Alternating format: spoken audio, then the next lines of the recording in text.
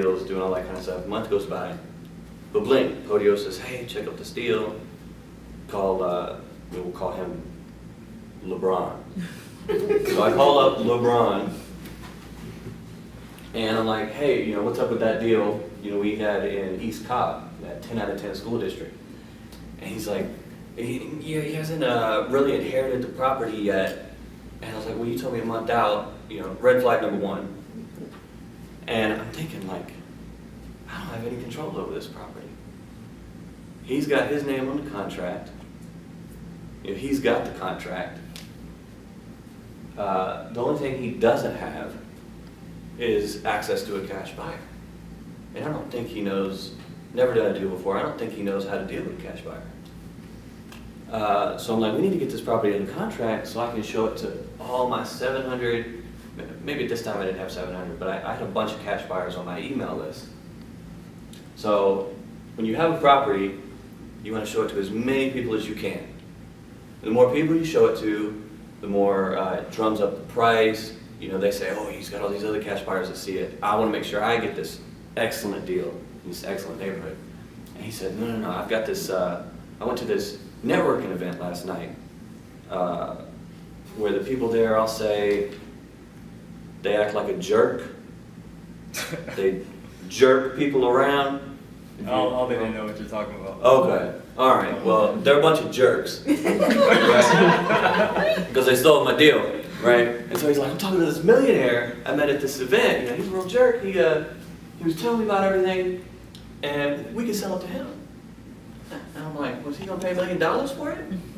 No. But so we had the property at 200, or well, LeBron had the property at 200, and we were gonna sell it at 250. And so he's like, well, this guy, he paid $375. Good deal. All right, well, let's have him sign the contract. You know, he said, well, we don't own the property yet. I'm like, well, we can set the date out. He said, okay, I'll do that. So he signed the contract with this guy. So I'm like, well, if we can sign the contract with him and set the date out, why can't we do it with the seller? Oh, no, the seller doesn't want to. You know, back to that whole story.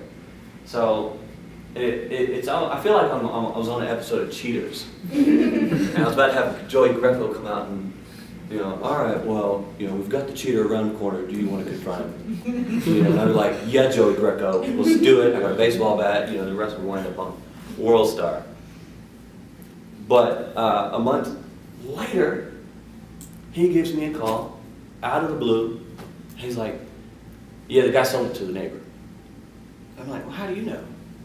Oh, he told me. Okay. I was like, all right. But at that point, the deal was dead. In my mind, I was like, he's already stolen it. You know, just let him have it. And then I was thinking, I was like, man, he conned me out of $50,000. Like, we were going to split that. I was like, dude, you know, he got $50,000. I would have gotten 25. He'd have gotten 25. So he conned me out of 25,000. And then I thought, wait, it was my lead. It was my mail campaign, my postcard. It was my lead that I'm able to, you know, this source, I've got it for free now. So I'm able to pull this anytime I want.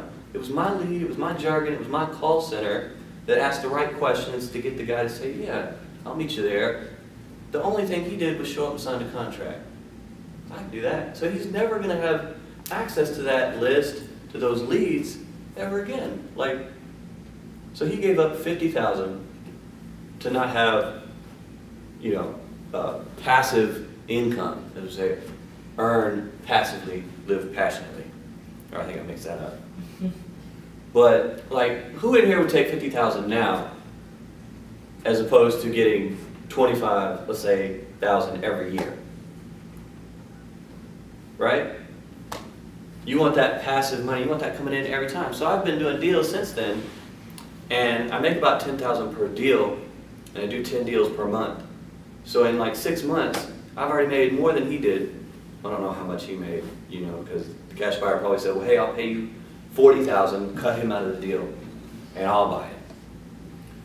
But I had this real anger towards this guy. Like, I told all my buddies, I was like, man, this guy steals deals. Like, don't deal with him. I put out like a wanted poster, like, do not deal with this guy.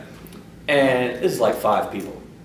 You know, it's a small world, wholesaling, especially a niche of real estate and investing. But those guys are never going to deal with it. And hopefully this jerk, I haven't seen him since. So I don't know if he's doing real estate, he's probably not. But the best luck to him. So I've moved past it. I was like, I'm over it. You know, I'm finding better deals now. Juan even found one in the same school, same district. East Cobb. In East Cobb, 10 out of 10 school. I think it was the better school. There's a couple. But the lady didn't like my offer, but it was a lead he got in. So again, networking is great because I networked with him. I was able to find that lead again. But I'll get more like that all the time.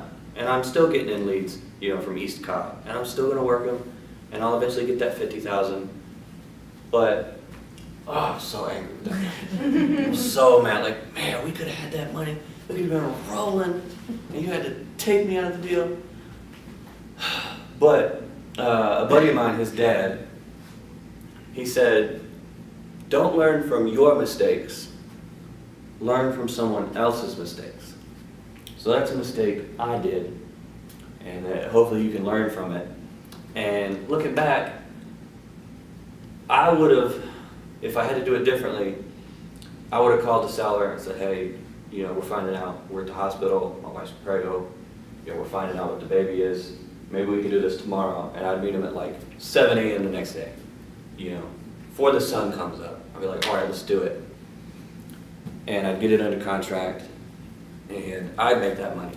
And at the time, this was after I'd fired my mentor, and I don't have my current mentor. So I didn't have anybody I could call, but if I did, I could have given them a call. That's probably something else I would have done differently. I would have had a mentor, and I could have said, hey, I'm at the doctor's office, like, what am I gonna do? And he probably would have told me that same thing, like, call him, meet him the next day. Because you've got to control it, you got to have your name on there. And if he goes to sell it, or if it's got mine and somebody else's name on it, they're gonna be like, well, where's Mike? I don't put Magic Mike on any of that stuff, so it was just Mike. So you can call me Magic Mike if you want. But if it had my name on it, on that contract, he'd have to include me when he goes to sell that property. So make sure that you control every property, you've got it under contract, and reschedule if you need to. Like my first deal, as a matter of fact, I rescheduled. I ended up forgetting to show up. And I ended up showing up the next day, and they still wanted to do it. And so I ended up getting... Thanks for watching the video. We appreciate your viewership. By the way, guys, make sure you subscribe to 100%finance.com. We have a plethora of tools that can help you succeed financially. We have a report on credit repair, 3 tips on how you can improve your FICO score. We also have a business credit ebook. We have a ton of real estate related documents, from deal analyzers to a mortgage calculator, a whole bunch of resources. You just have to subscribe. And one last thing, don't want to forget, we are offering free live webinars to answer your questions. This is only made available to our website subscribers. So you have to subscribe to 100%finance.com to receive the details as to the date, the time, and the call-in information for the webinars to answer your credit repair, business credit, or business funding needs, as well as your real estate related questions. Thank you guys again for watching, and subscribe.